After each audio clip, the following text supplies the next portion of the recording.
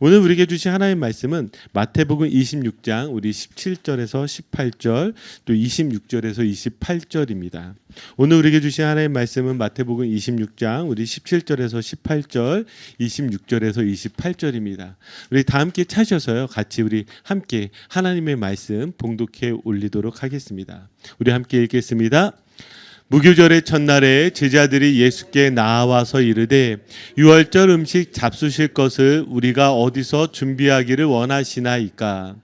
이르시되 성한 아무에게 가서 이르되 선생님 말씀이 내 때가 가까이 왔으니 내 제자들과 함께 유월절을 내 집에서 지키겠다 하시더라 하라 하시니, 그들이 먹을 때에 예수께서 떡을 가지사 축복하시고 떼어 제자들에게 주시며 이르시되 받아서 먹으라, 이것은 내 몸이니라 하시고, 또 잔을 가지사 감사기도 하시고 그들에게 주시며 이르시되 너희가 다 이것을 마시라, 이것은 제 삶을 얻게 하려고 많은 사람을 위하여 흘리는 바 나의 피 곧 언약의 피니라. 아멘. 한국 사람에게 가장 중요한 동사가 하나가 있다면 저는 이 동사가 아닐까 싶습니다. 먹다입니다. 여러분 그렇게 생각하지 않습니까? 그래서 한국 사람들은요, 인사를 하는데 안녕하세요라는 인사보다도 식사하셨어요? 이렇게 많이들 인사를 합니다. 그래서인지요, 한국을 가면 여러분들이 잘 아시죠? 참 식당이 많아요. 얼마나 많은지 가는 곳마다 식당이 없는 곳이 없습니다. 그래서 사람을 만날 때도요, 한국 사람은 어떻게 하죠? 그냥 약속을 정하지 않습니다. 꼭 식사 약속을 잡고요, 함께 식사를 합니다. 뭐 그뿐만이 아니죠. 저희는 생일에 무엇을 먹죠? 미역국을 먹습니다. 그 절대 우리는 먹지 말아야 될 것이 있는데 그게 무엇이냐면 나이잖아요. 나이를 먹는다라고 표현을 합니다. 아마 세상에서 나이를 먹는다라고 표현하는 나라는 한국밖에 없을 것입니다. 뭐 그뿐만이 아니죠. 가장 독특한 표현 중에 하나가 오늘 새벽에 또 우리 중국과 축구를 했는데 골을 저희가 실점을 하게 되면 한국만 있는 가장 특이한 표현이 무엇인 줄 아십니까?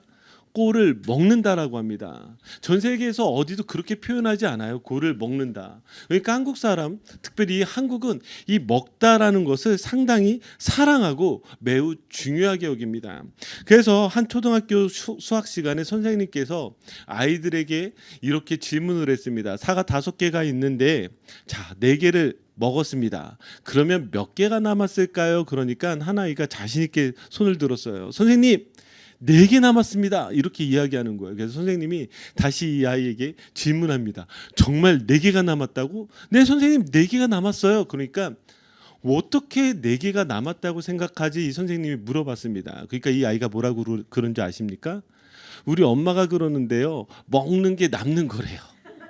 그러니까 4개를 먹었으니 4개가 남는 거죠. 예, 이만큼 한국은요, 먹는 게 중요한 나라입니다. 그래서 오늘 점심도 맛있게 잘 드시고 간식도 맛있게 잘 드시기 바랍니다.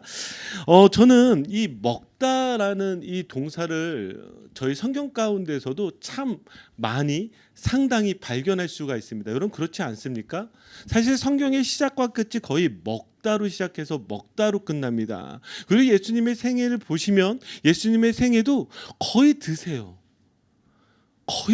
그렇지 않습니까? 그래서 가나 혼인잔치에서는 물을 포도주로 바꾸기도 하시고 오병이어의 기적에서는 그 놀라운 사람들을 다 먹이시기도 하시고 늘 누군가의 집에 찾아가서 함께 식사하시고, 그렇게 먹다라는 동사는 성경 전체를 그렇게 다 아우르고 있습니다. 그런데 제가 여기에서 무엇을 발견했냐면 성경이 이 먹다라는 것을 가지고 복음을 풀고 있어요. 자, 그러면 어떻게 이 먹다라는 동사가 복음을 풀고 있는지 한번 보도록 할까요? 여러분 성경에서 가장 먼저 등장하는 먹다는 어디에 등장하는 줄 아십니까? 아담과 하와가 선악과를 먹는 것이에요. 이것은 매우 중요한데 만약에 아담과 하와가 선악과를 먹지 않았다면 성경은 시작하지 않았을 거예요. 왜요? 죄의 역사가 시작되지 않았기 때문에 성경은 시작되지도 않았을 것입니다. 성경은 하나님께서 아담과 하와가 먹는 것을 통해서 어떻게 우리를 구원하시는지 그 구원의 역사를 기록하고 있는 것이 성경이잖아요.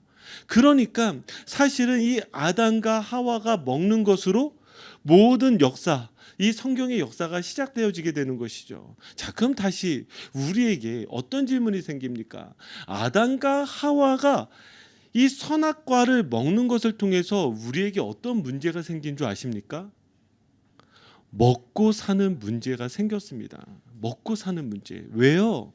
선악과를 먹기 이전에는 먹는 것이 우리에게 문제가 되지 않았어요. 그런데 선악과를 먹은 이후에 어떤 일이 일어나죠? 반드시 수고하여야지만, 땀을 흘려야지만 먹을 수가 있게 된 것입니다.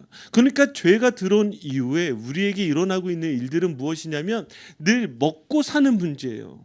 여러분, 그렇잖아요. 제가 오늘 예배를 준비하면서도 여러분들을 위해서 기도하면서도 그런 마음이 계속 드는 거예요. 한 주간 먹고 사는 문제로 얼마나 힘들었을까. 자, 그 문제를 가지고 여기에 오신 거잖아요. 그러면 예배는 무엇이 되어줘야 돼요? 여러분들이 먹고 사는 문제로 힘들었다고 한다면 이제 세상의 그 먹고 사는 문제가 아니라 오늘 이 예배를 통하여 하늘로부터 주어지는 영적 양식으로 여러분들이 먹고 사시기를 주님의 이름으로 축복합니다. 아멘. 그래서 이 먹다는요, 복음의 시작이 되어지기도 합니다. 자, 그래서 이것이 예수님의 사역 가운데서도 매우 중요한 사역이 되어지는데, 이 먹다가 예수님의 사역과 어떻게 연결이 되어지냐면, 여러분, 예수님께서 처음 받으신 시험이 무엇이죠? 예. 돌이 떡덩이가 되게 하는 시험이죠. 한번 말씀 볼까요? 마태복음 4장 3절입니다. 마태복음 4장 3절. 우리 같이 한 목소리 읽겠습니다. 시작. 시험하는 자가 예수께 나와서 이르되 내가 만일 하나님의 아들이거든 명하여 이 돌들로 떡덩이가 되게 하라. 아멘. 예수님께서 마귀에게 받은 첫 번째 시험은 돌을 떡으로 만들라고 하는 것입니다. 이것은 아담과 하와가 받은 첫 번째 시험과 똑같습니다. 돌을 떡덩이가 되게 하라. 여러분, 이것이 사실 예수님께는 그리 어려운 일이 아니잖아요. 그냥 돌을 떡덩이로 바꾸면 됩니다. 그런데 마귀의 시험은 이것이 목적이 아니에요. 마귀는 왜 지금 돌이 떡덩이가 되게 하는 시험을 하고 있을까요? 여기에는 매우 중요한 것이 있는데 무엇이 중요한지를 묻고 있는 거예요. 지금 떡덩이가 되게 하는 것이 지금 시험이 아니라 이 시험의 목적이 무엇이라고요? 무엇이 중요한지를 지금 시험하고 있는 것입니다. 그래서 이것을 답을 우리는 무엇을 통해서 찾을 수 있냐면 예수님께서 하신 말씀을 통해서 찾을 수 있어요. 예수님은 신명기 말씀을 통해서 이 마귀의 시험을 뭐라고 대답을 하냐면 이렇게 대답합니다. 사람이 떡으로만 살 것이 아니요 하나님의 말씀으로 살 것이니라. 자, 그러면 지금 무엇이 중요한지를 묻고 있는 이 시험 가운데서 예수님의 대답 안에는 두 가지의 답을 찾을 수가 있습니다. 그 두 가지의 답의 첫 번째는 무엇이죠? 바로 순서의 문제입니다. 이것이 믿음의 문제라면 믿음에 있어서 가장 중요한 것이 무엇이냐? 바로 순서라는 거예요. 지금 이 떡이 중요하지 않다라고 예수님께서 말씀하신 것이 아니라 무엇이 더 중요한지를 말씀하시는 거예요. 지금 떡이 더 중요하지 않다, 그러니까 중요하지 않다라는 것이 아니라 이 말씀이 더 중요하다. 바로 이 순서를 이야기하는 것이죠. 자, 그럼 두 번째는 무엇을 의미하겠습니까? 바로 생명의 문제입니다. 떡이 우리를 살게 하는 것이 아니라 하나님의 말씀이 우리를 살게 한다라는 거예요. 그래서 예수님이 지금 돌을 떡으로 바꾸는 것이 아니라 이것이 중요한 것이 아니라 이것보다 앞서야 되는 것이 말씀이고 이 말씀이 우리를 살게 한다라고 지금 말씀해 주시는 것이죠. 자, 이것을 여러분들의 머리에 좀 기억을 하시면서 자, 예수님이 지금 이 첫 번째 사역이 바로 이 시험, 이 먹다의 시험을 이기시는 것이라면 예수님의 십자가에 달리시기 전에 마지막 사역은 무엇이었을까요? 바로 이 최후의 만찬입니다. 최후의 만찬. 자, 우리 그러면 다시 여기에서 질문이 되어지죠. 예수님은 왜 십자가를 지시기 전에 마지막으로 최후의 만찬을 하셨을까요? 우리가 이 최후의 만찬하면 좀 오해하고 있는 부분이 있어요. 여러분, 만찬하면 예수님의 그 식탁 가운데 어떤 음식들이 올라왔을 것 같아요? 뭐 저희가 만찬하면 뭐 최소한 뭐 고기 덩어리들이 좀 있어야 되고, 그렇죠? 뭐 맛있는 샐러드도 있어야 되고, 뭐 다양한 음료수도 있는 그 푸짐한 음식들을 생각할 것입니다. 여러분 그렇지 않습니까? 이게 바로 우리가 가지고 있는 착각이에요. 성경에서는 지금 이 최후의 만찬을 어떻게 표현하고 있냐면 한번 볼까요? 17절입니다. 자, 우리 17절 말씀 같이 한번 보도록 하겠습니다. 읽겠습니다. 시작. 무교절의 첫날에 제자들이 예수께 나와서 이르되 유월절 음식 잡수실 것을 우리가 어디서 준비하기를 원하시나이까. 아멘.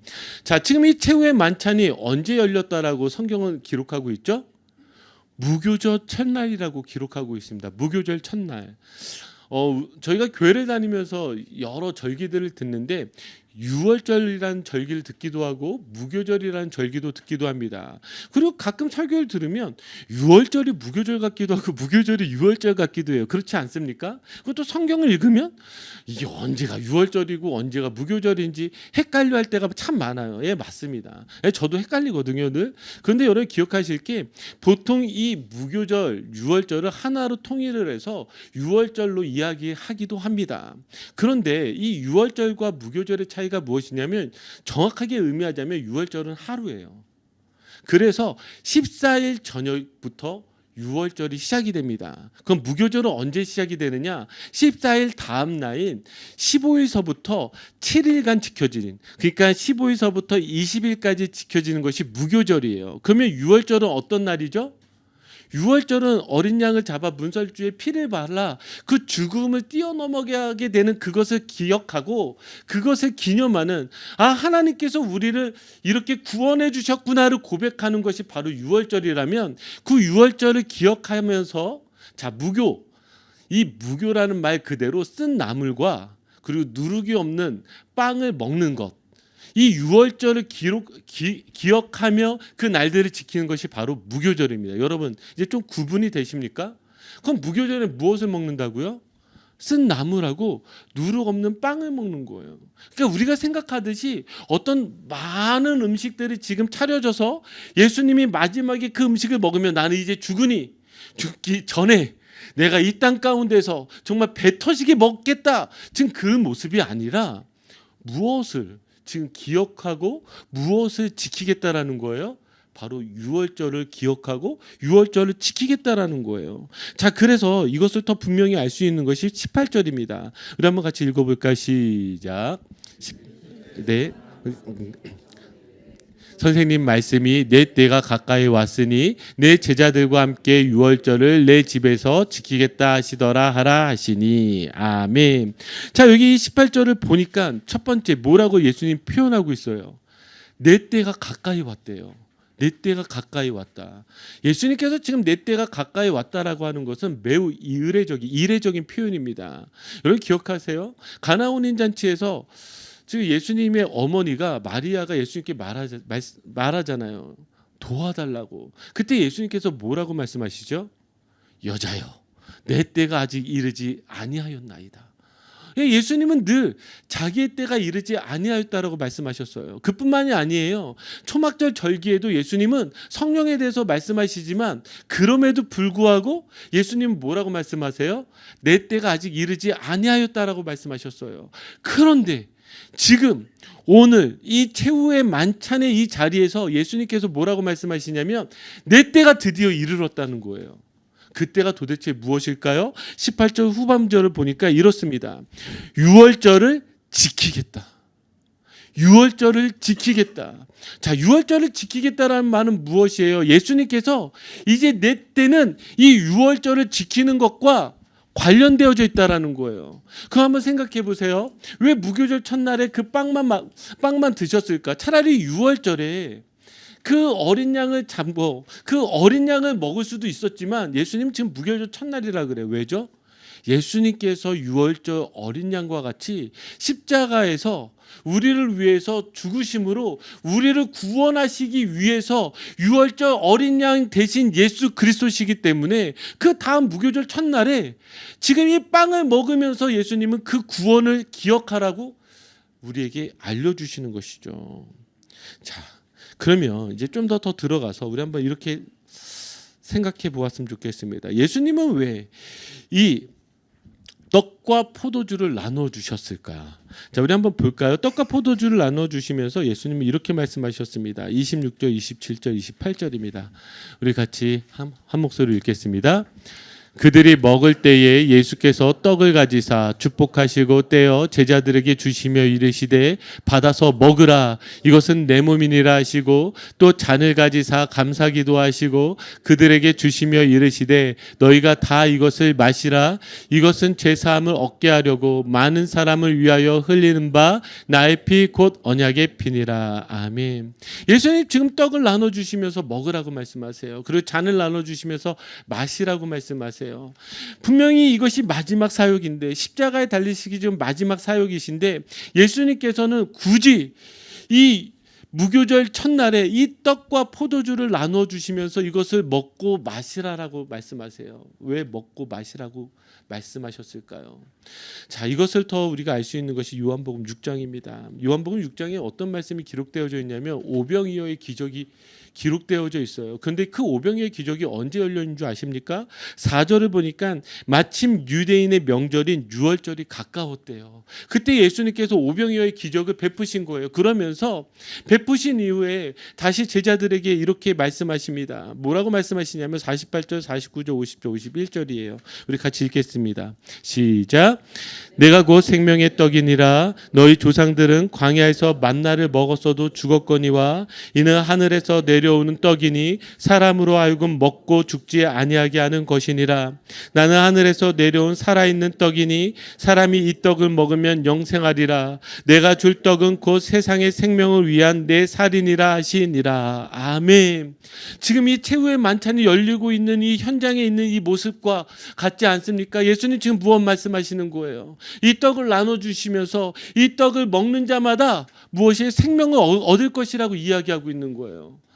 이 말씀하시는 이유는 무엇일까요? 여러분, 우리의 모든 문제는 어디로부터 비롯되어졌다고요? 선악과를 먹은 것으로부터 비롯되어졌다고요. 그러면서 우리의 인생이 힘든 이유는 늘 먹고 사는 문제예요. 먹고 사는 문제. 이거 내가 진짜 열심히 땀을 흘려서 이 먹는 것을 마련하지 못하면 내가 죽을 것 같은 거예요. 이게 인생의 문제잖아요. 여러분, 기도의 제목들 다 무엇이에요? 먹고 사는 문제 아니에요? 어떻게 하면 내일 내가 먹을 수 있을지에 대한 고민들 아닌가요? 바로 이러한 고민들 가운데 그것이 중요한 게 아니라, 그것이 너를 살리는 것이 아니라 무엇이 우리를 살린다라고 다시 이야기하는 거예요. 예수 그리스도의 그 십자가의 은혜가 나를 살린다라고 예수님께서 말씀해 주시는 거예요. 여기에 살과 피를 마시는 자가 누구예요? 살과 피를 마신다라는 것은 예수 그리스도께서 저 십자가에서 살과 피를 흘리셨잖아요. 그것을 믿는 것, 그것을 내가 받아들이는 것, 그것을 고백하는 사람이 어떤 사람이라고요? 바로 이 땅 가운데에서 살 수 있다라는 그 영생의 문제가 해결된다라고 우리에게 말씀해 주시는 것입니다. 자, 그렇다고 한다면 우리는 이 먹다라는 동사를 통해서 다시 복음을 보게 되죠. 먹는 문제로 죽음이 찾아왔고요. 또한 먹는 것을 통해서 생명이 찾아왔습니다. 그러면 이걸 다시 우리 가운데 적용을 하자면 이 땅 가운데서 우리가 가장 중요하다라고 생각하는 그 먹고 사는 문제가 나를 살리는 것이 아니라 예수 그리스도가 나를 살린다라는 말이에요. 그러면 믿음이라는 것은 무엇이에요? 아까 이야기했듯이 늘 우리가 이 땅 가운데 살아가면서 이 믿음은요, 두 가지의 문제로 나와요. 순서의 문제라는 거예요. 먹고 사는 문제보다 예수 그리스도가 중요하다고 고백할 수 있는 사람, 먹고 사는 문제가 나를 살리는 것이 아니라 예수 그리스도가 나를 살린다라고 고백하는 사람, 이것이 복음이고 이것이 믿음이라는 것이죠. 여러분, 이거 믿으십니까?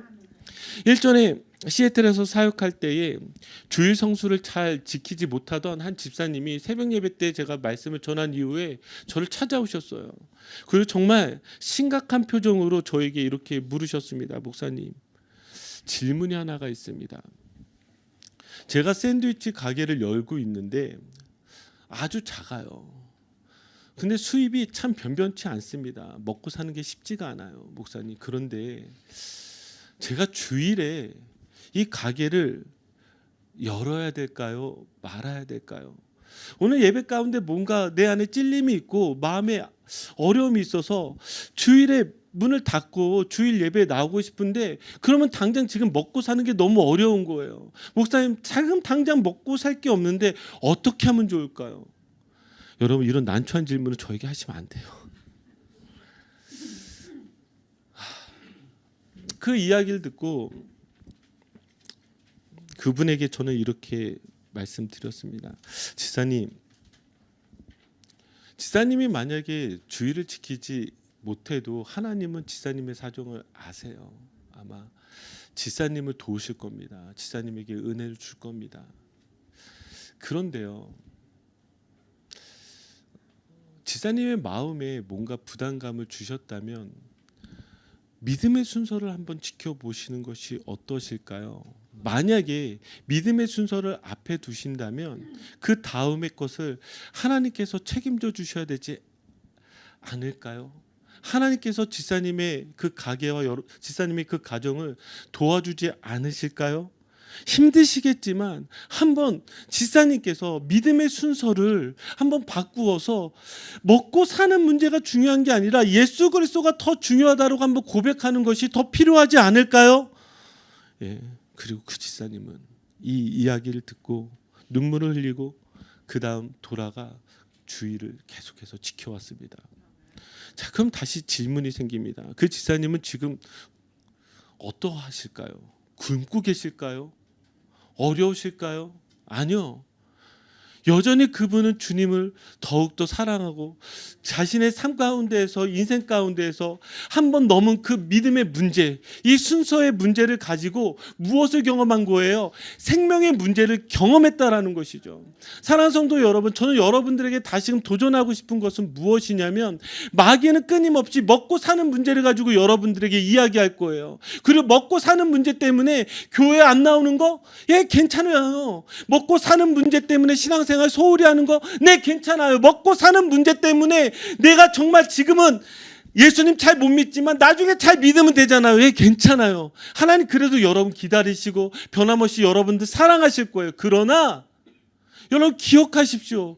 반드시 뛰어넘어야 되는 문제는 무엇이냐면 마귀는 여러분들이 죽을 때까지 먹고 사는 문제로 시험하고 넘어뜨리고 그것으로 인해서 여러분들을 무엇이에요? 믿음에서 멀어지게 할 거라고요. 이때 우리가 찾아야 되는 건 무엇이에요? 순서의 문제라고요. 이 순서의 문제가 해결이 돼야 생명의 문제가 해결이 된다고요. 여러분, 여러분들의 직장 가운데 가셨을 때 가장 먼저 기도하시나요? 여러분들이 비즈니스 할 때 가장 먼저 무릎을 꿇으시나요? 여러분들의 삶에 문제가 생겼을 때 하나님의 뜻을 구하시나요?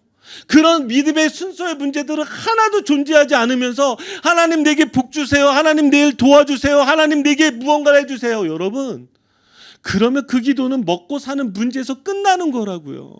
순서의 문제와 생명의 문제가 여러분들 안에 아무것도 해결되지 않아요. 그렇다고 한다면 우리가 먹어야 된다라는 이 먹다라는 동사가 어떤 먹는 것으로 끝난 거예요? 예수 그리스도의 십자가로 끝난 거라고요. 예수 그리스도의 십자가를 믿는 사람은 늘 우리의 삶에 무엇의 문제를 해결해야 된다고요? 순서의 문제, 생명의 문제를 해결해야 된다라는 말입니다. 제가 왜 이야기를 하냐면 예수님께서 십자가에서 죽으시고 부활하셨을 때에 예수님이 부활하심을 못 본 두 제자가 좌절 가운데서 엠마오로 갑니다. 엠마오로 갈 때 부활하신 예수님께서 그 두 제자를 찾아오셨어요. 자, 그 두 제자를 찾아오셨는데 그들이 예수님을 못 알아보는 거예요. 부활하신 예수님의 모습이 바뀌어져 버린 것이죠. 알아볼 수가 없었습니다. 예수님은 그럼에도 불구하고 그들을 버리시지 않으셨어요. 그들과 함께 엠마오로 가기 시작하셨습니다. 엠마오로 가시면서 말씀들을 풀어주기 시작했어요. 근데요, 그럼에도 불구하고 제자들은 예수님을 알아보지 못했습니다. 언제 예수님을 알아보았을까요? 언제 부활하신 예수님이신 줄 아셨을까요? 예수님께서 그날 밤에 떡을 가지고 축사하시고 떡을 나누어 주었을 때에 그제서야 비로소 예수님이신 줄 알았습니다. 여러분, 이 모습을 통해서 무엇을 보게 되나요?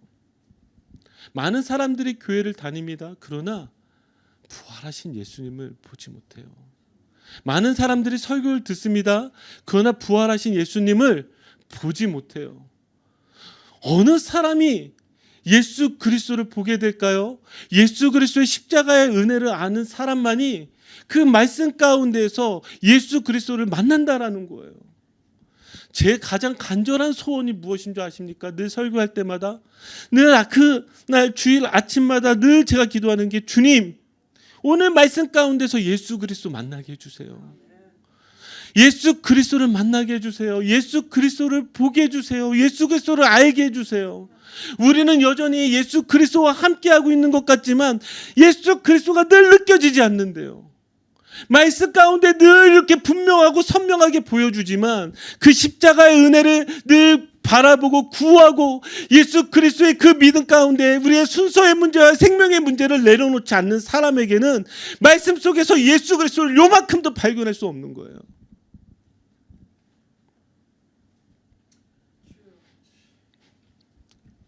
여러분들은 신앙생활에서 무엇으로 감동하고 무엇으로 감격합니까?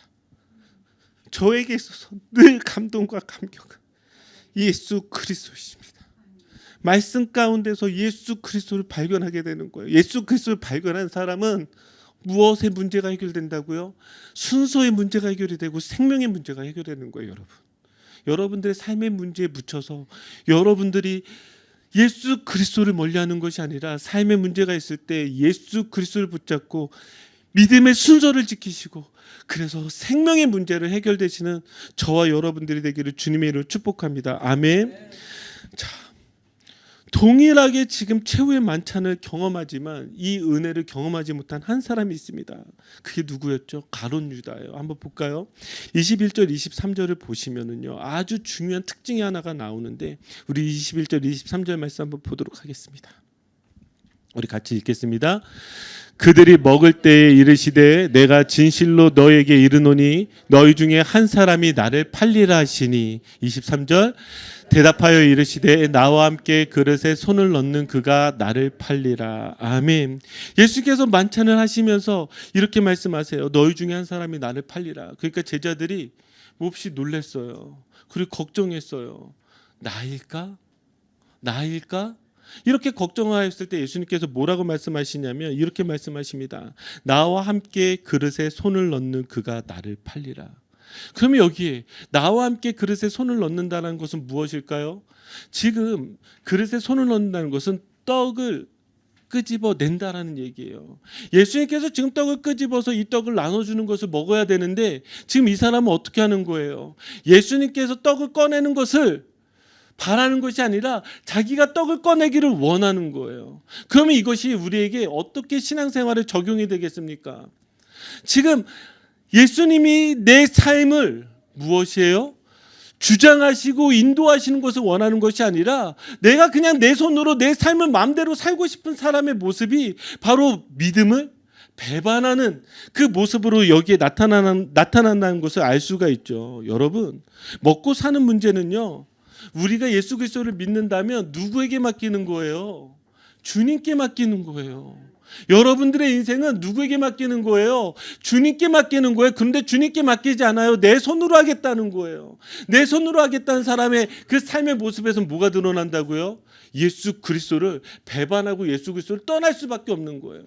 왜요? 내 손으로 해도 잘 되는 것 같거든요. 왜요? 내 손으로 해도 많은 것을 가질 수 있거든요. 그러다 보면 어떤 일이 일어나죠? 예수 그리스도를 떠나게 되는 것이죠. 그래서 신명기 8장 우리 3절에서 4절 말씀 볼까요? 우리 같이 읽겠습니다. 너를 낮추시며 너를 줄이게 하시며 또 너도 알지 못하며 내 조상들도 알지 못하던 만나를 내게 먹이신 것은 사람이 떡으로만 사는 것이 아니요 여호와의 입에서 나오는 모든 말씀으로 사는 줄을 내가 알게 하려 하심이니라. 이 40년 동안에 내 의복이 헤어지지 아니하였고 내 발이 부르트지 아니하였느니라. 아멘.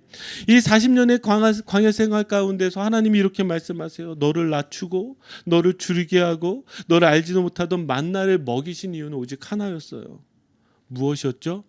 이 믿음의 문제를 이들이 어떻게든 알고 그렇게 살아가기를 바라셨던 거예요. 먹고 사는 문제가 너 인생에 중요하지 않다라는 거예요. 네, 중요하죠. 그런데 이거보다 더 중요한 게 있다라는 것이죠. 그게 무엇이죠? 바로 무엇이 너를 살게 하느냐라는 거예요. 무엇이 너로 이 땅 가운데서 살게 하느냐는 거예요. 그것이 말씀이고 그 말씀이 오늘 우리에게 무엇으로 드러나고 나타난 것이죠? 예수 그리스도의 십자가라는 것이죠. 예수 그리스도의 십자가가 여러분들을 반드시 살게 한다라는 약속이라는 것이죠. 그러니까 여기에 이 4절 보세요. 40년 동안에 어떤 일이 일어나요? 내 의복이 헤어지지 아니하고 내 발이 부르트지 아니하였대요. 죽을 것 같은데 죽지 않아요. 정말 죽을 것 같은데 죽지 않아요. 어떤 사람에게요? 하나님의 그 놀라운 은혜가 있는 사람에게 이런 일이 있다라는 것이죠. 자, 그런데요. 이걸 한번 더 보셔야 돼요. 신명기 9장 9절에서 12절을 보시면은요. 하나님께서 지금 이 가나안 땅을 약속하셨어요. 가나안 땅을 약속하실 때 어떤 걸 약속하셨냐면 제가 그 축복의 말씀 가운데서 이 9절과 12절에 가장 반복적으로 나온 게 무엇인지 축약했습니다. 9절, 10절, 12절 제가 읽어 드릴게요.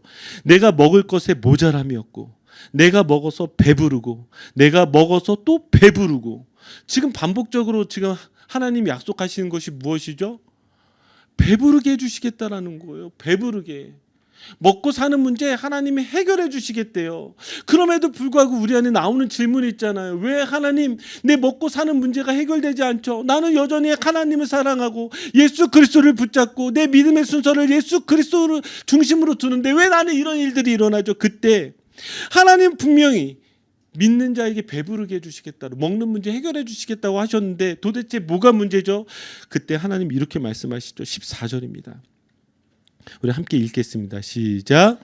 내 마음이 교만하여 내 하나님 여호와를 잊어버릴까 염려하느라 여호와는 너를 애굽 땅 종되었던 집에서 이끌어내시고 뭐라고요? 내 마음이 교만하여 내 하나님 여호와를 잊어버릴까 염려하노라. 여기 교만하다라는 것이 무엇이에요? 그러기에 함께 손을 넣는 것과 똑같아요. 하나님이 주신 것이지만 하나님이 주셨다라고 고백하는 것이 아니라 내 손으로 이루었다 고백하는 거예요. 예수 그리스도가 내 삶의 주인이라고 이야기하지만 그것이 아니라 내가 내 삶의 주인인 것처럼 사는 사람이에요. 그런 사람들의 삶 가운데서는 하나님이 주시는 놀라운 이 만나의 은혜, 배부르게 하시는 은혜, 그거를 모르는 거예요. 왜죠? 다 자기가 한 것 같으니까, 다 내가 한 것 같으니까 그 은혜가 사라져 버린 것이죠. 자, 사랑하는 성도 여러분, 이제 말씀을 마무리 짓도록 하겠습니다. 성경은 먹다에서 시작해서 먹다로 끝납니다. 여러분은 무엇을 먹으시겠습니까? 이 먹다로 시작한 것은 우리로 하여금 끊임없이 먹고 사는 문제를 일으킵니다. 그러나 예수님께서 먹고 사는 문제가 너의 인생에 가장 중요한 것이 아니라 예수 그리스도가 너의 인생에 가장 중요하다고 다시 말씀하세요. 그러면 예수 그리스도를 내 믿음에 가장 먼저 두는 사람에게 어떤 일이 일어난다고요? 예수 그리스도께서 책임져 주시는 거예요. 예수 그리스도께서 책임져 주시는. 저는 여러분들이 눈물을 흘리더라도, 여러분들이 고난 가운데 있다 할지라도, 여러분들이 어려운 일이 있다 할지라도 여러분들의 삶에 예수 그리스도를 가장 먼저 두시기를 주님의 이름으로 축복합니다. 비록 지금은 우리가 눈물을 흘리고 고난 가운데 있고 어려움이 있다 할지라도 기쁨으로 단을 거두고 여러분들의 삶에 책임져 주시는 놀라운 주님의 은혜가 가득할 줄 믿습니다. 그러한 믿음으로 우리가 함께 같이 주님 가운데 나가게 소원합니다. 우리 같이 기도할까요?